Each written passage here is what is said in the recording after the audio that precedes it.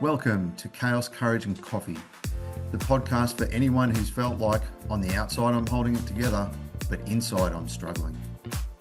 And we do it with honesty, heart, and just enough coffee to get through the day.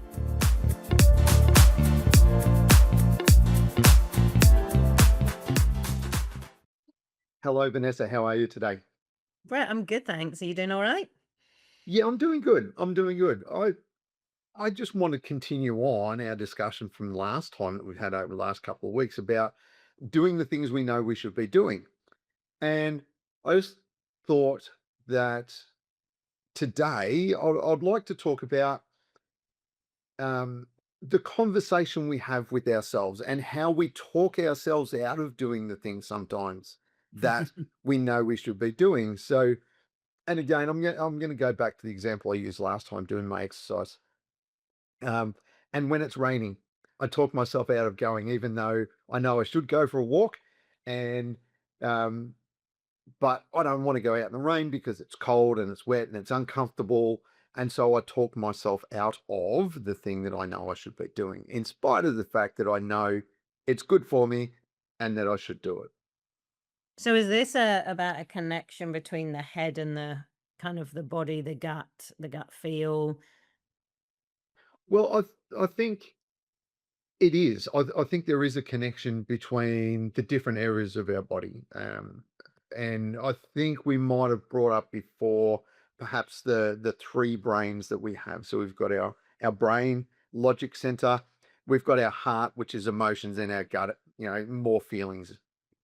Um, but I think this goes a little bit beyond that. I think we make a lot of decisions based on emotions, so maybe our heart and our gut, and then we justify logically with our brain as to why we didn't do the thing.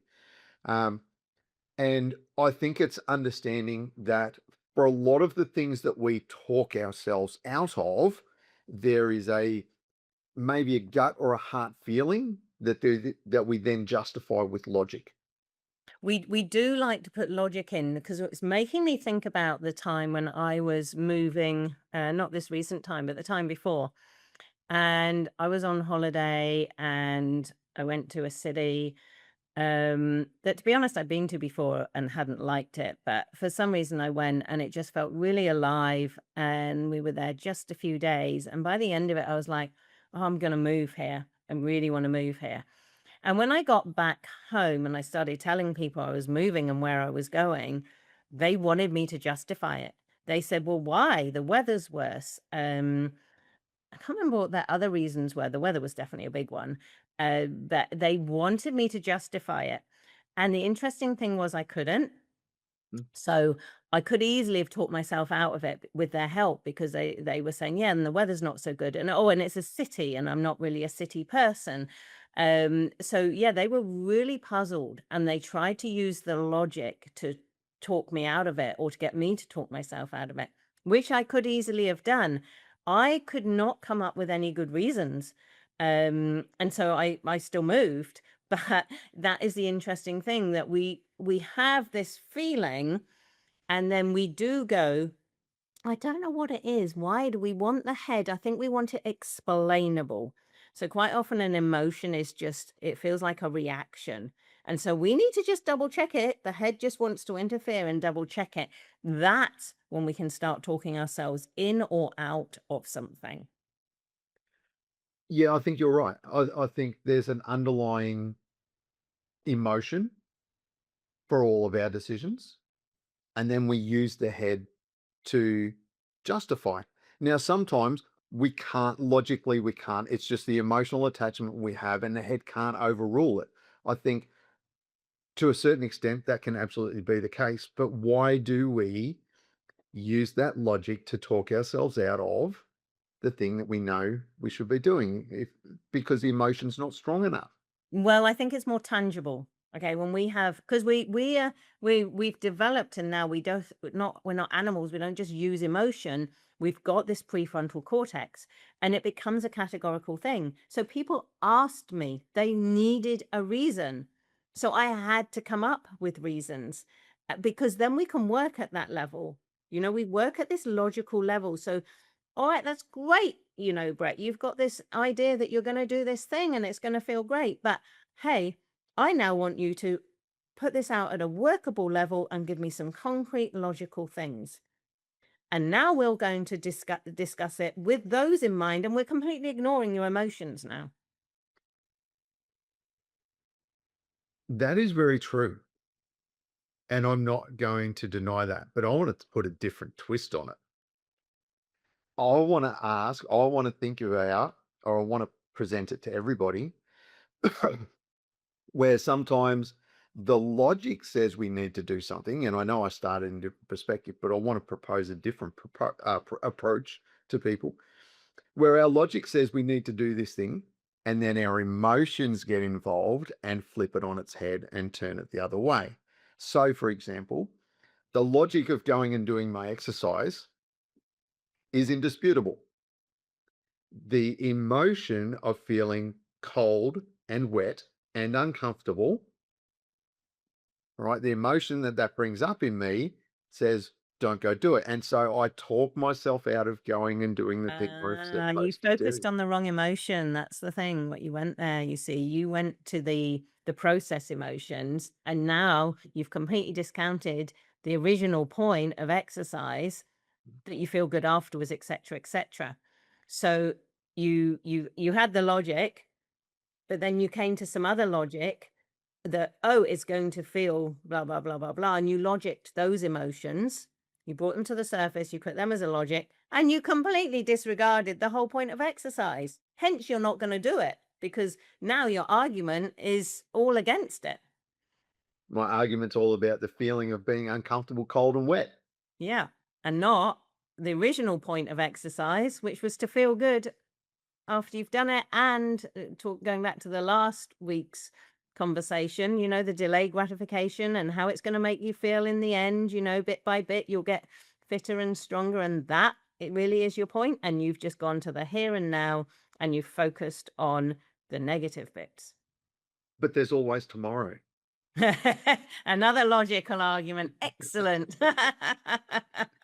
Oh, we've got them all. Our head's got all these logical arguments.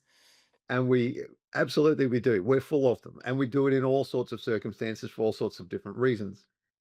But I think sometimes I've been talking about a really surface level when I talk about my exercise. But if we take it a little bit deeper, the things that we know, and we started talking about this 2 weeks ago when we first started talking about, why don't we do the thing that we're supposed to do or that we know we should do? And we started talking about fear, the emotion of fear or uncertainty or overwhelm, and the feelings that presents us holds us back or prevents us doing the thing that we know we're supposed to do. So the logic is there. I need to do this, but the emotion allows us or gives us the tools, I suppose, to talk ourselves out of doing the thing. I changed my mind, or I don't feel like doing it today, or all of these other seemingly logical but emotional or emotionally driven arguments for not doing the thing that we're supposed to do. So that's when we have to go back to the emotionally driven bit and delve into that. Again, though, we'll want to put some logic on it. And so having the psychological biases that we have, we'll spin it whichever way. If you can't be bothered to do your exercise, you're gonna spin it that all the negatives and ignore all the positives. That unfortunately is the issue with the logic and looking at things and our biases. Yeah, as you say, we can always find a logical reason for not doing the thing that we're supposed to do. But I think a lot of the talking ourselves out of something, there's an underlying emotional response to the thing, and typically it's a negative response to the thing, or a negative emotional response to the thing that we're supposed to do. Discomfort, having a difficult conversation. Why don't we like having difficult conversations? Because of the emotion that we will think we feel or that we do experience leading up to it, and the emotion that we might feel when we have the conversation. And so we avoid the difficult conversation because it makes us feel uncomfortable. But I just want to go back to you said we can always talk ourselves out of something. So on that basis, I think you should just flip it because surely we can always talk ourselves into something as well. It's just flipping the script. Okay. Instead of looking for the why we can't, we should look at why we can. Now, unfortunately, we're not very positively um thinking people. We have a negativity bias, which I won't go into the reason why now, but there's a biological reason, survival reason for it. So maybe we just need to flip that, Brett. You know, you said we can always find the reasons not to. Well, in that case, we're very clever. We have super brains. We can always find the reasons to do it. We're just not looking. That's very true. And I agree, 100%. I agree. But do we go that far? Or I think more often than not, we find the reason, the excuse not to do the thing based on our emotions. And that's where we stop because, as you just said, our brains are wired this way. And that's where we stop. And maybe that's the key problem. That- Although I've done pros and cons lists before, but then I still bring bias into it. yeah, absolutely. Because our cons and our pros are completely subjective. It's subjective to us. It's our how we feel about this particular pro or that particular con. And if you were to give the same problem to different people, they would come up with two completely different lists. And that's okay. It's just how we feel. And I know I think that word feel is really important here in this particular conversations because we are turning to our feelings a lot in this one. It's really interesting. Some years ago, I wanted to be more in touch with my kind of feeling on things because some people, and certainly I was much more on the logical side, and it took quite a lot of learning. So I just want to throw in there for anybody who is struggling to listen, like to what their inner feeling is. That it does take a lot of listening to it. I think we can get very, very used to living in our heads. And I say different for different people.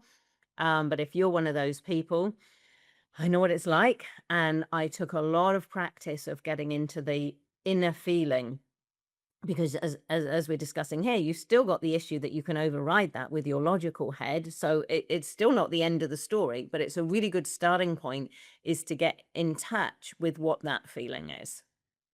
Yeah, I think that's important. And look, I'm still working on it. I'm still learning my feelings. I'm still learning to language my feelings and all that comes with that. Um, and it's a difficult process. It's not always easy. I still find myself falling back on logic. Hey, guys are known for it. We like the logical response, the emotions, and we're accused a lot of shutting down women's emotions and those sorts of things and not being emotional, not sharing our emotions and feelings and those sorts of things. Um, so it is something that I'm still working on, to be fair.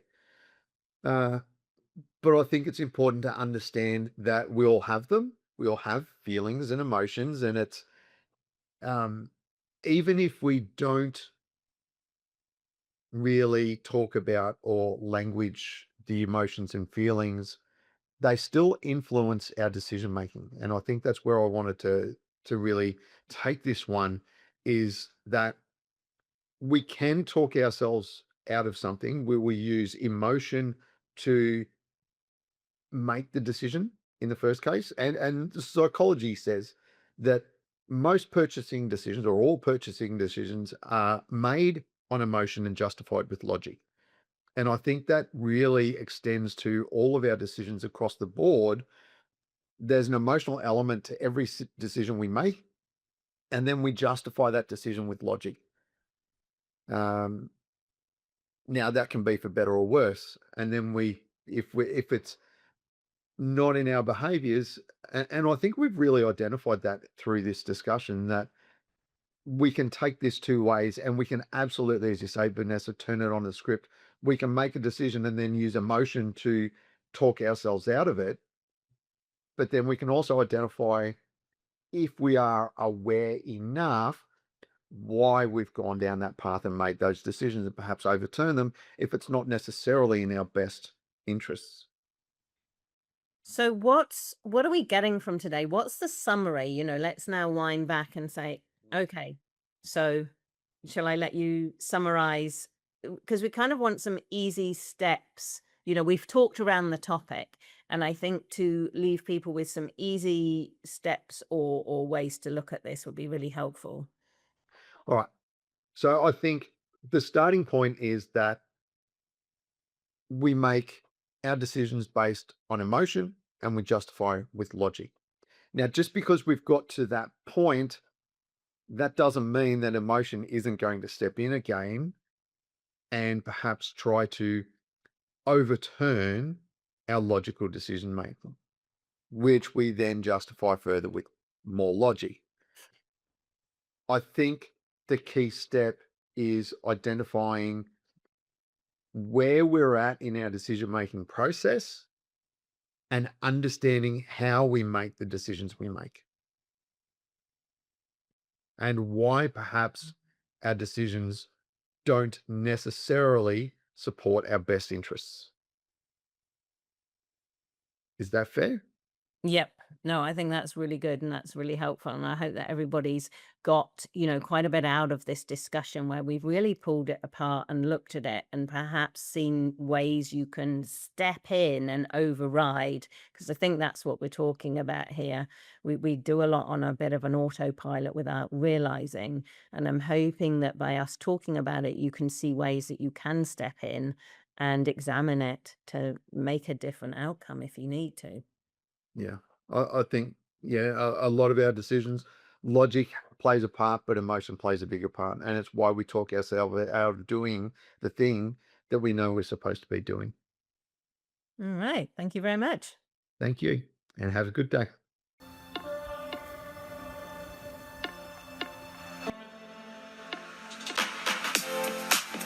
Thanks for being with us today on Chaos, Courage and Coffee. Remember, you're not alone and you don't have to figure it all out at once.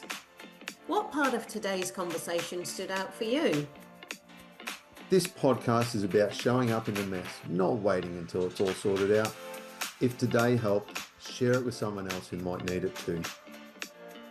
And if you're navigating your own version of chaos, we'd love to hear about it. Leave a comment, message us, or join the conversation. We'll be back soon with more honest talk, less pressure, and just enough courage to get through whatever's next. See you next time on Chaos, Courage and Coffee.